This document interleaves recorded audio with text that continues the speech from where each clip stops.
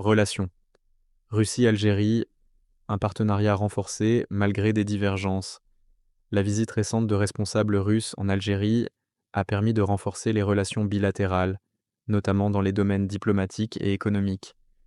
Si Moscou et Alger partagent des points de vue communs sur certains enjeux, notamment en ce qui concerne la sécurité dans la région du Sahel, des divergences qui y subsistent, notamment en ce qui concerne la Libye, les deux pays s'accordent sur la nécessité de lutter contre le terrorisme et de stabiliser le Sahel, une région stratégique pour l'Algérie. Cependant, la situation en Libye divise leurs approches. L'Algérie plaide pour une solution politique interne, tandis que la Russie a soutenu certains acteurs militaires libyens et envisage même la possibilité de déployer des bases militaires en Libye. Cette perspective inquiète particulièrement Alger, qui craint que la présence militaire russe dans un pays voisin n'aggrave la situation sécuritaire régionale, en particulier en raison de la proximité géographique avec la Libye. Malgré ces désaccords, les deux pays continuent de développer leur coopération sur des enjeux globaux, tout en cherchant à préserver un dialogue constructif pour gérer leurs différends, notamment en matière de sécurité régionale. Session de l'ONU, l'Algérie, acteur clé sur la scène internationale, le secrétaire général de l'ONU a récemment convoqué le représentant algérien pour une réunion stratégique prévue avant la session de janvier prochain.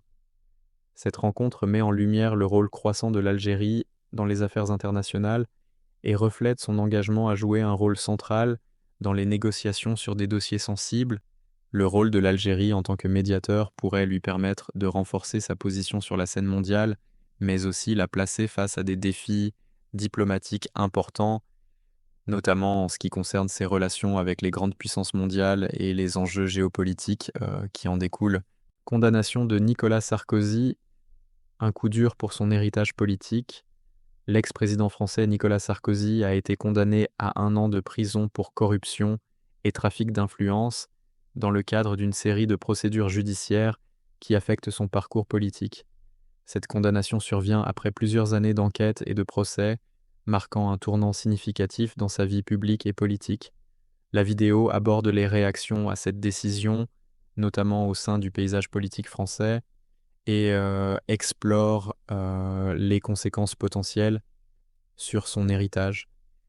En particulier, elle s'interroge sur l'impact de cette affaire sur la perception de son bilan présidentiel et sur les effets que cela pourrait avoir sur ses ambitions futures, notamment en termes de retour sur la scène politique.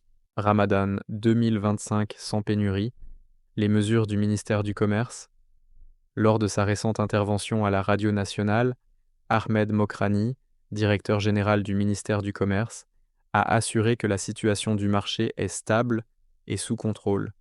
Il a précisé qu'aucune pénurie de produits alimentaires ou agricoles n'a été signalée et que le suivi des approvisionnements se fait de manière constante. Nous surveillons de près l'évolution des marchés. À ce jour, il n'y a pas de rupture de stock, a-t-il indiqué. Afin de maintenir cette stabilité, une feuille de route est en préparation pour garantir un approvisionnement suffisant avant et pendant le mois du Ramadan 2025. Ce programme sera soumis prochainement au ministre pour validation et supervision.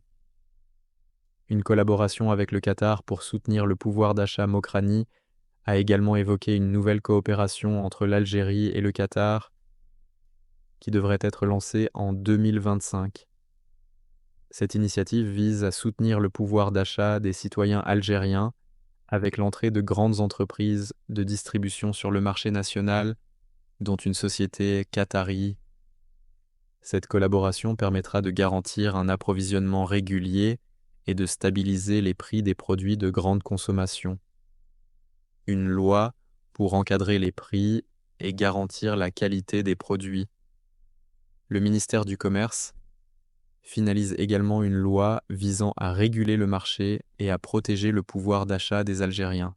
Attendue pour 2025, cette législation assurera la disponibilité de produits de qualité à des prix régulés, contribuant ainsi à préserver le pouvoir d'achat des citoyens. Des réformes pour améliorer la régulation du marché. Parallèlement, plusieurs réformes sont en préparation pour renforcer la régulation du marché, notamment augmentation des laboratoires de contrôle, le nombre de laboratoires sous le Centre national de contrôle de la qualité et de l'emballage, CNCQE, passera de 35 à 45 d'ici 2025. Création de laboratoires mobiles, 8 nouveaux laboratoires mobiles seront déployés aux postes frontaliers pour garantir la conformité des produits importés et exportés. Amélioration de la qualité des produits.